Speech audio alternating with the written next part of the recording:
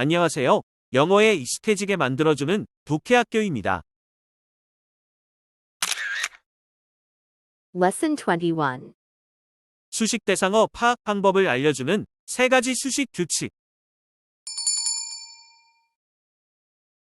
수식 대상어를 파악하기 위한 세 가지 수식 규칙과 흔히 발견되는 수식 규칙을 어기는 문장들에 대해 학습합니다. 수식 규칙 첫 번째. 부를 수식한다 혹은 문장을 수식한다는 이야기를 들어보신 적 있으신가요? 수식 규칙을 모르고 한 이야기일 가능성이 100%입니다. 수식 대상어는 하나의 단어이며 수식어는 분화절을 수식할 수 없습니다. 이유는 명확합니다.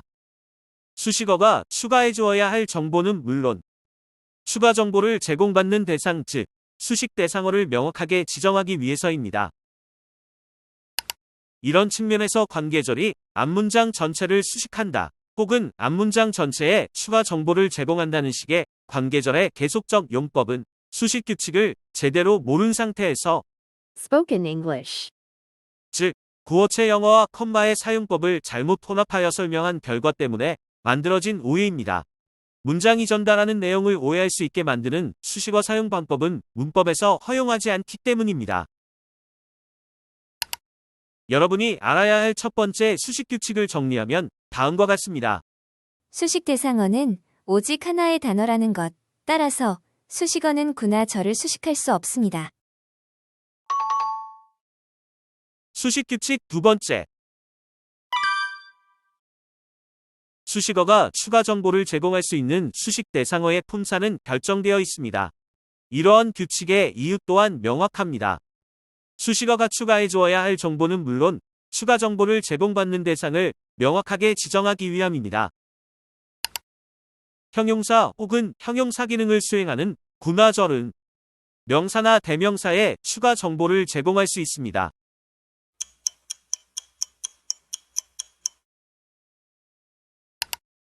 부사 혹은 부사 기능을 수행하는 구나절은 동사, 형용사 혹은 부사에 추가 정보를 제공해 줄 수 있습니다.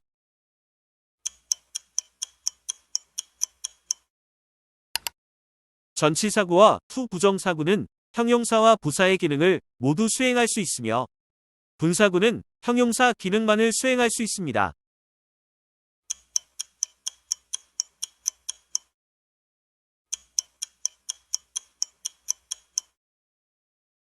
종속적 속사와 결합한 문장, 즉 종속절은 명사, 형용사, 부사 기능을 수행할 수 있는데 결합된 종속적 속사에 의해서 기능이 결정됩니다. 관계대명사에 의해서 만들어지는 관계절은 형용사 기능을 수행하며 대수로 만들어지는 명사절은 문장 요소로 기능하지만 Appositive. 즉 동격의 대절로서 수식어 기능도 수행합니다. 부사절을 만드는 접속사는 비교 의미를 만드는 as와 then을 제외하고 모두 부사절이 포함된 주절의 수로를 수식하는 부사로 기능합니다. as와 then으로 만들어진 종속절은 비교를 표현하는 형용사나 부사에 추가 정보를 제공해요. 수식 대상어의 품사는 결정되어 있다라는 수식 규칙 두 번째를 정리해 보면 다음과 같습니다. 수식 규칙 세 번째. 수식어는 반드시 수식 대상어 바로 옆에 위치하는 것이 원칙입니다. 수식 대상어를 쉽게 구분할 수 있도록 해주기 위한 장치인 것이죠.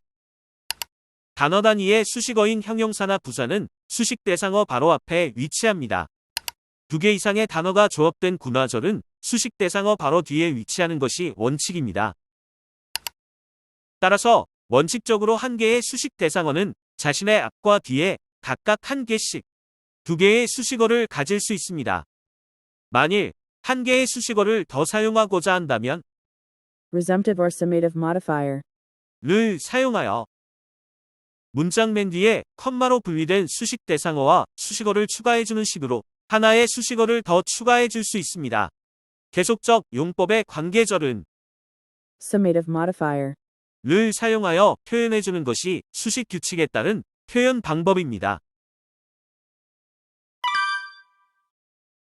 수식어 사용 규칙을 활용하여 수식 대상어를 파악하고 어떤 내용을 구체화하는지 알 수 있습니다.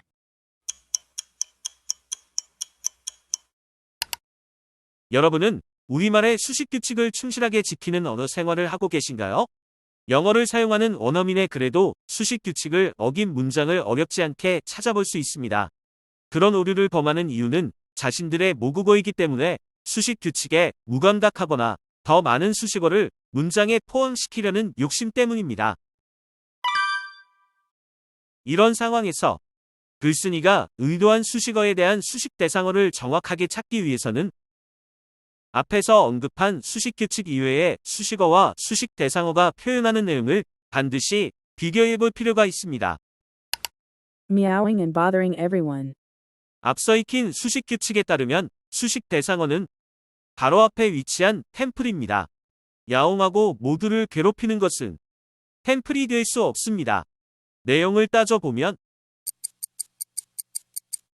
cat, 이렇게 수식 규칙을 따져보는 학습은 수식 대상어를 정확하게 파악해내는 능력을 기를 수도 있지만 복잡한 수식 관계의 내용을 해석하는 연습이 될 수도 있습니다.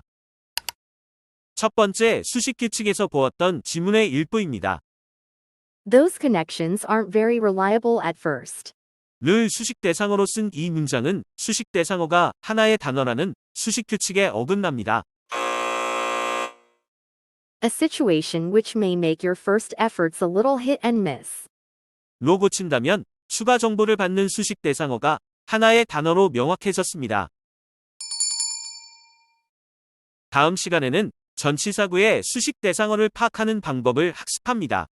다음 시간에 또 만나요. 독해학교